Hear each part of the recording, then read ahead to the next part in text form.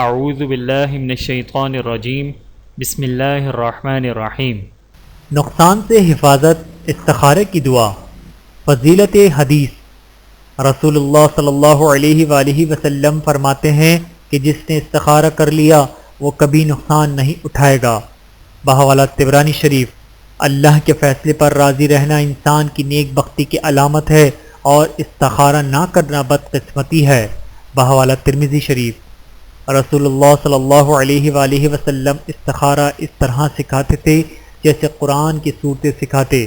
آپ صلی اللہ علیہ وآلہ وسلم فرماتے ہیں جب کوئی اہم کام ہو تو 2 رکعت استخارہ کی نیت سے نفل نماز پڑھنے کے بعد استخارہ کی یہ دعا پڑھیں۔ بحوالہ صحیح بخاری۔ نوٹ: لفظ حاصل امر 2 جگہ آیا ہے۔ یہاں پہنچیں تو اپنے اس کام کا نام لیں یا دل میں اس کام کا خیال کریں جس کے بارے میں استخارہ کیا ہے۔ استخارہ کا جواب: خواب میں اس چیز کو دیکھ لے یا دل میں کوئی بات جم جائے یا جس چیز کے لیے استخارہ کیا گیا ہے اس کے لیے راستہ آسان ہو جائے یا رکاوٹ پیدا ہو جائے۔ بسم اللہ الرحمن الرحیم۔ اللہم انی استخیرک بعلمک واستقدرک بقدرتک واسألک من فضلک العظیم فإنک تقدر ولا أقدر وتعلم ولا أعلم وأنت علام الغيوب اللهم إن كنت تعلم أن هذا الأمر خير لي في ديني ومعاشي وعاقبة أمري فاقدره لي ويسره لي ثم بارك لي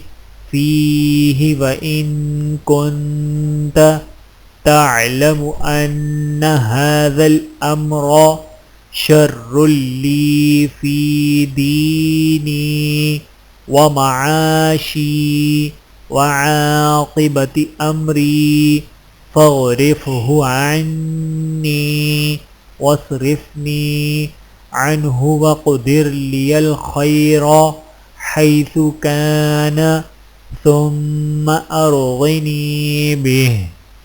ترجمہ: اے اللہ، میں تیرے علم کے ذریعے تجھ سے بھلائی مانگتا ہوں اور تیری قدرت کے ذریعے تجھ سے قدرت طلب کرتا ہوں اور تیرے عظیم فضل کا تجھ سے سوال کرتا ہوں، اس لیے کہ تو ہر کام کی قدرت رکھتا ہے اور میں کسی بھی کام کی قدرت نہیں رکھتا، اور تو سب کچھ جانتا ہے اور میں کچھ نہیں جانتا، اور تو ہی تمام چھپی ہوئی باتوں کو اچھی طرح جاننے والا ہے۔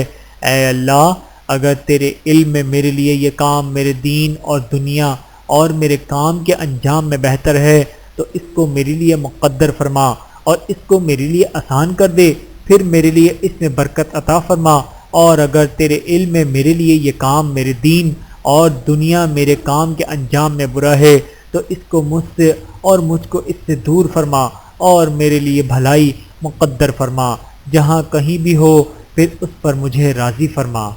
آمین ثم آمین۔ ویڈیو دیکھنے کا بہت شکریہ۔ مزید ویڈیوز دیکھنے کے لیے ہمارے چینل کو سبسکرائب کریں۔